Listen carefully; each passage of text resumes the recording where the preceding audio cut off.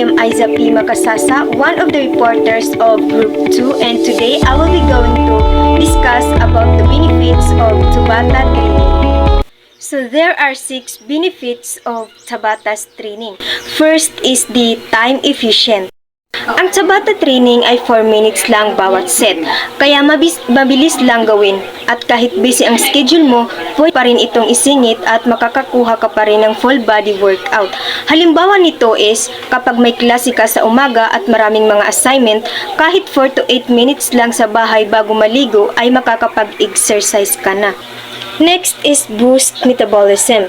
Dahil high intensity ang exercises, bumibilis ang metabolism ng katawan. Ibig sabihin, mas mabilis kang mag-burn ng calories kahit tapos na ang workout. Halimbawa nito is kapag nagtabata ka ng burpees at jumping jacks. Kahit tapos na ang workout, patuloy pa rin nagsusunog ng calories ang katawan mo habang nagpapahinga. Next is improves cardiovascular fitness.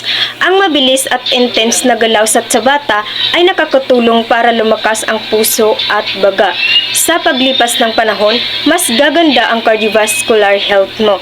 Halimbawa, dati, madali kang hingalin kapag tumatakbo ka.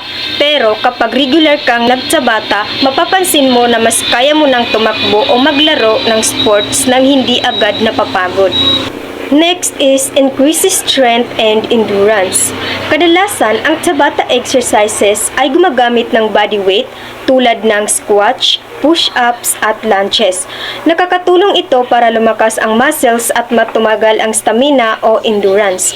Halimbawa nito is ginagawa mo ang squats at push-ups sa Tabata at pag tumatagal, mapapansin mo na mas madali mo nang buhatin ang mabibigat na mga bagay nang hindi agad napapagod. Next is requires new equipment. Sa Tabata exercises, hindi kailangan ng gym equipment. Maraming Tabata exercises tulad ng squats, lunges at burpees na gamit lang ay sariling bigat ng katawan. Kaya pwede itong gawin sa bahay o kahit saan. Like for example, kahit nasa bahay ka, kwarto o bakuran, pwede kang gumawa ng squats, lunges, jumping jacks o burpees gamit lang ang katawan mo.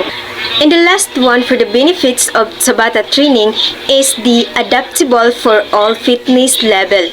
Kahit beginner o advanced, pwede ang Tabata. Pwede mong bagalan o pabilisin ang exercise depende sa iyong fitness level. Like for example, kung beginner ka, pwede mong bagalan ang squats o steps, jumping jacks. Kung advanced naman, pwede mong pabilisin o gawing mas intense tulad ng burpees.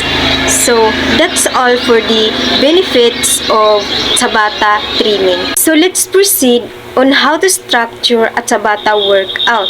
So first is the warm-up. Mag-warm up muna ng 5 to 10 minutes para ihanda ang katawan. Like for example, bago mag-Tabata, pwede kang mag-light jogging sa lugar, arm circles o stretching para hindi masaktan ang iyong mga muscles. Next is select exercises. Pumili ng 1 to 4 exercises.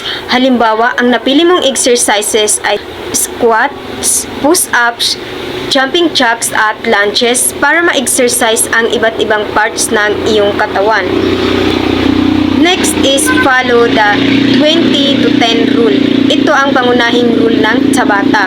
Halimbawa, 20 seconds gawin ang squats ng mabilis.